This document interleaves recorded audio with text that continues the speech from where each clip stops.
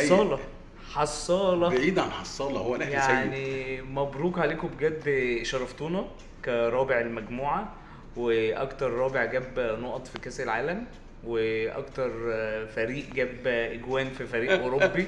انا بجيب لك كل الانجازات، واكتر فريق حقق اكبر رميات تماس 32. لا يعني حققتوا انجازات كبيره. ارجعوا بقى، ارجعوا للمحل، ارجعوا نرجع للمحل هنحط ارجعوا عليكم. ارجعوا، حطوا علينا، حطوا على افريقيا، حطوا على كده. بس ثواني بس ده الفرق كبير ولا مش كبير؟ مستواكم الحقيقي. لا مستوى الحقيقي فين؟ مستوى الحقيقي حاطين عليكم، صحيح حاطين ما على ده كل طبيعتنا احنا، لو بامكانياتكم افريقيا إمكانياتكم بامكانياتكم. يعني؟ ده يوم ما بيراميدز، إمكانياتكم؟ يوم ما بيراميدز جابت امكانياتكم، إمكانياتكم. النادي اللي هو لسه ابن امبارح ده خد افريقيا كده. طب ما جبتهاش انت كده ليه؟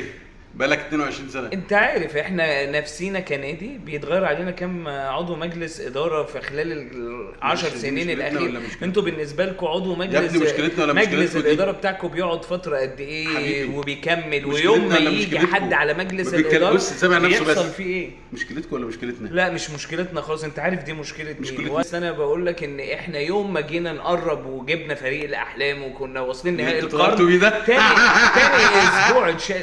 طلعتي ممكن ده. معلش. خلاص يا حبيبي، هي ما بقتش. والله عيب انك معلش اللي انت كل شويه ترزعها لي دي، والله عيب علينا بقى معلش. ولما بص- نشوف بص- مستوى بص- الهلال السعودي، الهلال الاسود بس انا اصبر بقى، امسك على دي، امسك. هتقول لي امسك الصرف اللي زملكاوي. صرفه الهلال السعودي، انا عارف ده ردك، بس الهلال السعودي قصاده كام فريق صارف في الدوري، وفي منافسه عامله ازاي. شوف النصر، شوف الاهلي ماشي يا السعودي، باشا، دي شوف- مشكلتي ان انت راجل شوف عليك ديون. اتحاد جدة. دي مشكلتي ان انا كانت ديون. لا يا مشكلتي حبيبي، انك بتاكل. الدولة اسمع بس، عندهم لا ثواني، مش الدوله بتساعد عندهم. الانديه كلها، صندوق يا السعودي. حبيبي اسمع بس يا باشا، اسمع بس للاخر. ما هو الدوله عندنا بتساعد برضه، بتدعم، لازم تدعم الزمالك، ما فيهاش مشاكل. نفس المشكله فين بس؟ افهم. احنا بنروح بطولات وبناخد عليها فلوس، انت بتطلع ثالث وما بتروحش اي حته، وبعدين واكل مال اليتيم اللي هو عيال اجوجو لحد النهارده، واكل مال باتشيكو من اي قصيده جايه باتشيكو، واكل مال خالد بوطيب.